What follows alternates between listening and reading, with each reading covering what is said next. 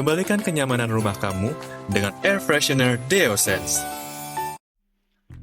Dunia pasar modal menyuguhkan beragam instrumen investasi. Namun ada dua yang paling diminati, yakni saham dan obligasi. Saham dan obligasi mungkin sama-sama berharga, namun keduanya memiliki karakteristik yang sangat berbeda. Lantas, apa saja perbedaan saham dengan obligasi? Saham adalah bukti kepemilikan dalam sebuah perusahaan publik yang dapat diperdagangkan di Bursa Efek Indonesia. Ketika Anda membeli saham, Anda sebenarnya membeli sebagian kepemilikan dari perusahaan itu. Semakin banyak saham yang Anda beli, semakin besar pula bagian kepemilikan Anda dalam perusahaan. Sementara obligasi yakni dokumen pengakuan utang jangka panjang yang menandakan seseorang sebagai kreditur. Ketika Anda membeli obligasi, mereka memberikan pinjaman kepada penerbit obligasi, baik itu perusahaan atau pemerintah. Berbeda dengan saham, yang memberikan kepemilikan dalam perusahaan, investasi dalam obligasi memberikan status sebagai pemberi pinjaman tanpa hak kepemilikan. Selanjutnya yakni cara jual dan beli. Saham dapat diperdagangkan kapan saja di pasar sekunder. Investor dapat membeli dan menjual saham sesuai keinginan mereka. Sementara obligasi memiliki jangka waktu tertentu yang ditentukan oleh penerbitnya.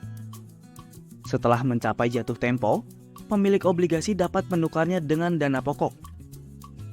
Obligasi dapat memiliki jangka waktu pendek, misalnya 360 hari, atau jangka waktu panjang dengan jatuh tempo lebih lama dari 5 tahun.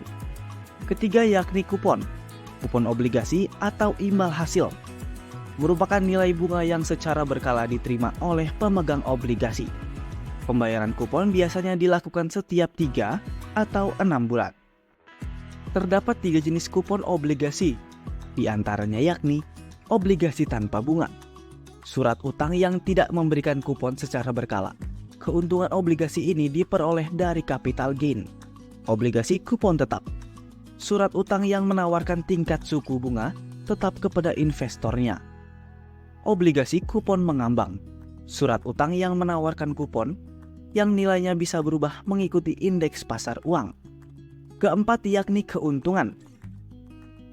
Saham dan obligasi memberikan keuntungan berupa capital gain, yang merupakan selisih antara nilai jual dan nilai beli saham atau obligasi.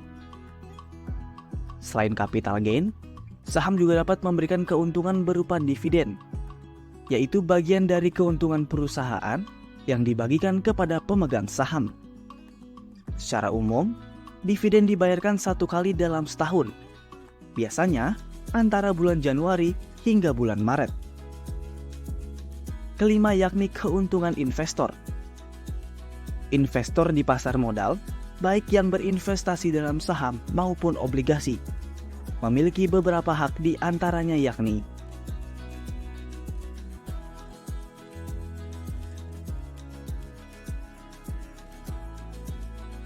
selain itu, investor juga memiliki kewajiban, baik investor saham maupun obligasi, memiliki beberapa kewajiban, di antaranya yakni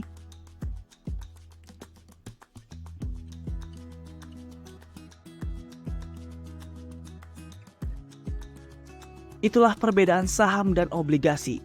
Bagi sahabat Kompas.com yang ingin memulai investasi, harus dipahami dahulu ya